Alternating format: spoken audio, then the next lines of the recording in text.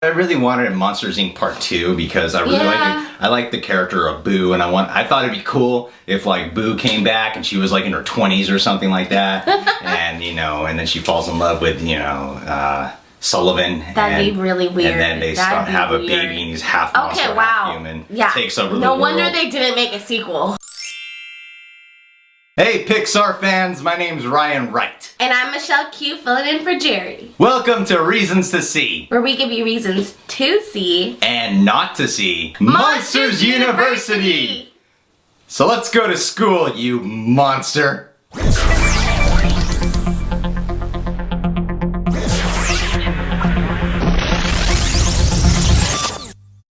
Reason to see number 1. It's a fresh prequel. I enjoyed this movie more than I thought I did. Wait a minute, that sounds weird. I enjoyed this movie more than I thought I would. It was surprisingly fresh. Like, I saw the trailers for this and I thought it was going to be another dumb installment in Pixar. Really? Yeah, I thought it was going to be one of Pixar's, disappointing movies. I had faith in this movie from the get-go because of the fact that I didn't feel like it was, oh, we need to get a sequel out there like for Cars 2. I felt like it was made in the spirit of Monsters Inc. because of how loved that movie is. How does Mike go to the bathroom? How do any of them go to the bathroom? Well, it makes sense that Sullivan can go to the bathroom. He's got so much hair, it just doesn't look like pubic hair. It just blends in with the rest of it. Well, pubic hair doesn't have anything to do with being able to go to the bathroom. I'm just saying, you might have a penis, you just can't see it because there's so much hair there. Maybe they do external fertilization. But what about, Mike? I mean, he just has a head and an eyeball. He's just an eyeball. Like, how can he possibly go to the bathroom and take a shit? Maybe they don't go to the bathroom. Does he eat? Well, I mean, what does he do? They eat, but maybe he doesn't go to the bathroom. Then what happens? Does it just go to his eye? I don't know. They're monsters. Look, this is beside the point. You're getting off topic, Michelle. Oh, this is a fresh prequel. That's what's hard to do with prequels, especially when like the X-Men First Class. They took a whole bunch of different actors and they put them in the prequel, so it's easier to make it feel fresh. But when you're taking like the same 2 cast members and the same 2 characters, putting them in the prequel, it's hard to make it feel like, ooh, this is exciting. Ooh, what's gonna happen next? Or, oh my God, I hope they make it. And they managed to make you generate those feelings while you're watching this film. Yeah, and also I thought it was nice because they did put in some throwbacks, like there's Randall who's in there. Yeah, there's more other, Easter eggs there for you. Yeah, there's a couple, I don't want to give them away, but there's some cool stuff. I thought it was a little weird, seeing them take place at Monsters University. To see them back in college and stuff. What was cool is that their personalities felt fresh. You felt like you were getting to know them. Mm-hmm. And it wasn't like, okay, yeah, there's the obvious part where Mike and Sully are not getting along at first. And what's funny is I was watching those moments going, ooh, that's gonna piss Sully off. Ooh, that's gonna piss Mike off. I wasn't there thinking they're gonna get along one day. Everything's gonna work out fine. Like, you get so pulled into the story. Yeah. The story's being told so well and the character development so well that you forget about the original. The way that they dislike each other is so authentic that it's like you're not thinking like how could they dislike each other? These guys are best pals. Like, no, you believe it. Although it takes some cliche routes, I really do like the way how the last half hour plays out. Oh yeah, that's my favorite part too. The last half hour it was more in tune with the original Monsters Inc. But that's what's cool is like it's a great prequel because it starts off completely different vibe and tone than Monsters Inc. But as it goes, it does become part of the world that we're more familiar with towards the end of the movie. Yeah. And it also has a fresh twist on what can be a rather predictable movie. And especially that last half hour. It was really good. I really enjoyed that because I was thinking that it was going to be kind of predictable and I was like, oh, it's predictable, but I guess I can get on board with it. And I really liked it that they didn't go that route and they did something different. And it was like, yes, thank goodness. This is something even more enjoyable than the predictions that it had. Reasons to see number 2, Mike and Sully.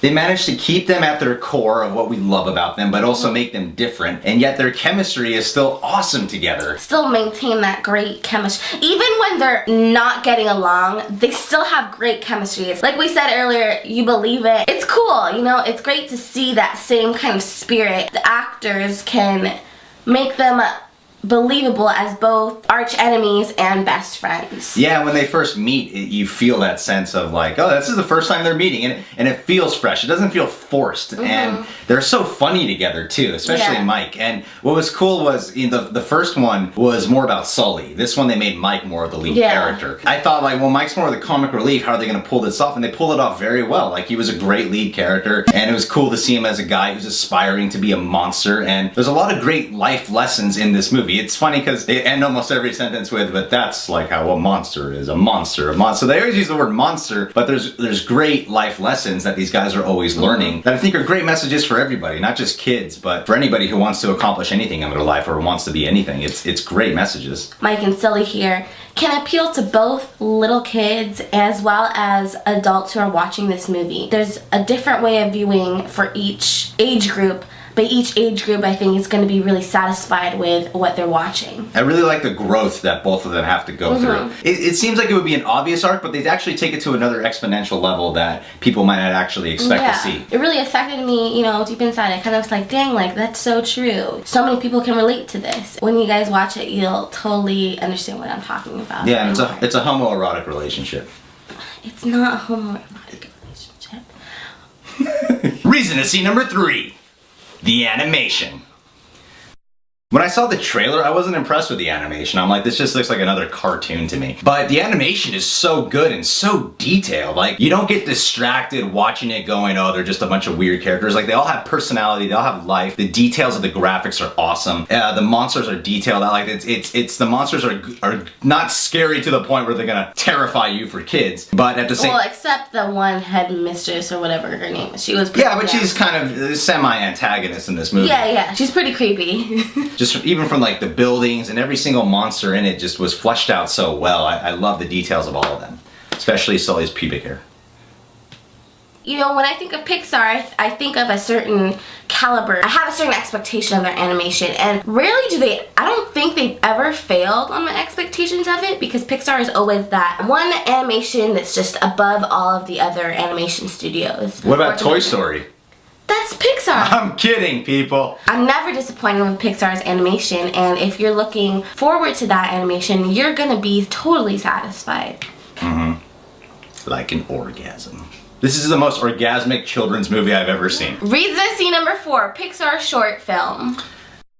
As you know, before every movie of Pixar's, there's always a short film they make. And they made one that I thought was very unique compared to a lot of their other ones. It really was unique because it was interesting how it was a blend of both the animation and real life. Was it real life? Yeah, it was. I had a hard time telling because the animation looked so good that I couldn't tell if it was real life or animation. They had some parts real life and then they put a filter over it to make it look a little bit more animated. Which at first, I'll be honest, I was like, why is this looking so, why did they include real life? Like, you're expecting an animated short. So I was thinking like, what are they gonna do with this? At the beginning I was like, this is kind of weird, I guess. I'll see what happens. And you know, to where when it actually was all said and done, I actually really enjoyed it. I thought it was really cute. Yeah, I don't want to give the film away for you because it's just a short film. It's about an umbrella, and they managed to make a story about an umbrella rather enjoyable to watch. It's kind of like it's like a silent film, you know. It's other short films. There's always like a little bit of maybe minor talks in it, but I thought it was one of their most unique short films, to be honest. And I thought it was really nice. I enjoyed it. Yeah, definitely different vibe than what we normally get with Pixar. Definitely. Reason to see number 5.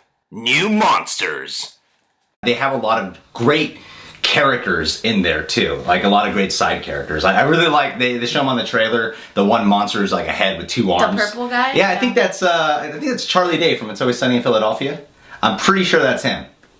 Can't guarantee it. Funny show. Watch it, kids. That monster was cool, and and like I even like the college kind of dicks. They're all cool monsters. They're very inventive in a lot of their own ways. And another thing too, you root for Mike and Sully's team. Yeah, you root for their team, and you like the monsters in there, and you embrace their uniqueness as time goes on. I think in this movie you see more of the variety of monsters in the world than you do in Monsters Inc. I thought it was really cool to see, you know, all the different kinds of monsters, and it really expanded that world. Reasons not to see.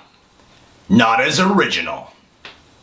Yeah, one of the disappointing parts of this movie to me was, especially in like the first half of the film, was this. I've seen this movie a billion times before, except this time it's with monsters and the jokes are better. I've seen that formula play out before, so to see this film and to know that it's Pixar, and especially coming off of Monsters Inc., which I love. Monsters Inc. is one of my most favorite Pixar movies ever. I cry almost every time I watch that movie. Kitty, remember that?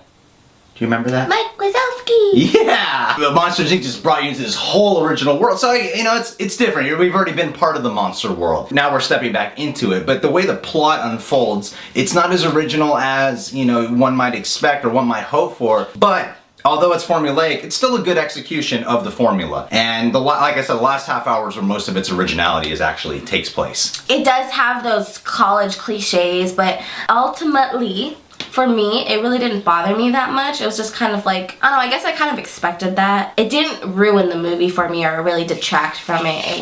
I still was able to really thoroughly enjoy the movie. Yeah, it's like a good college movie for kids, Yeah, I mean, ultimately the main audience, I think, is for kids, so... I thought it was senior citizens. Okay, senior citizens. So, you're not gonna have kids going, wait a second, this is a cliche college movie. You're just gonna have more of the adults feeling that way. But at the same time, it was cute to see that applied in the monster world, and I think that's where you get that originality from. And there's stuff for adults too, like when Mike is chugging on the beer bong. A lot of the female monsters are showing their boobs. And they're smoking weed. Yeah, there's monsters getting high. It's like what real monsters would do. Doing lines in the bathroom. That was all those crazy. shenanigans. That was having crazy, LSD drug trips and stuff. Oh yeah, that was probably the best part of the movie. The best part was when they were dancing on E.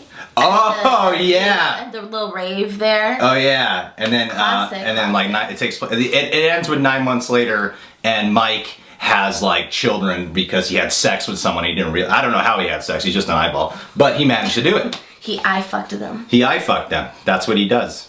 That's how he gets laid. With that woman who I wish they showed how he met. Cecilia? Yeah, Cecilia, the woman from the original with like all the snake hair. Yeah. Because that would have been cool. How does he have sex with her? I don't know. I don't think they really talk about These are that. questions Pixar did not ask themselves. Or answer for us. Maybe they asked themselves that. They just didn't answer them for us. Oh, okay. That's what Monsters Inc. 3 is for. Ryan's consensus. An enjoyable time for the family is the reason to see Monsters University. An enjoyable time for the family is the reason to see Monsters University. Yeah, it's not one of Pixar's best, but it's certainly a pretty good, I would say it's borderline really good. Michelle's consensus.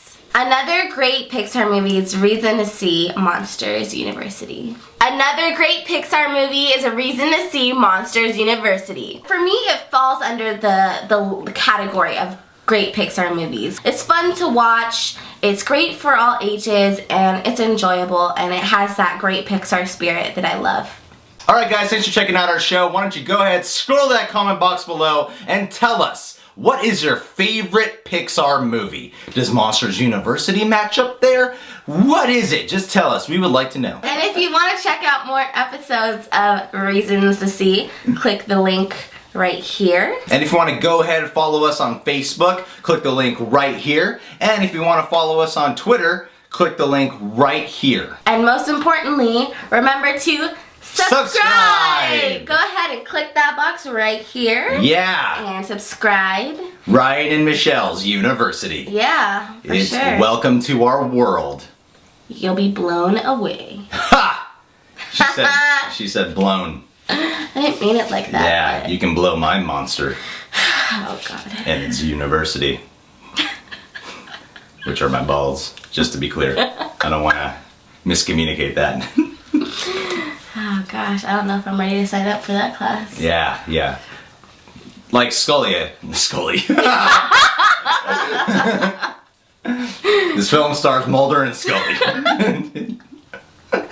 Like Sully, I have blue pubic hair. It's awesome. Pubic hair. Pubic hair. It's the hair around the poo. It's pubic hair.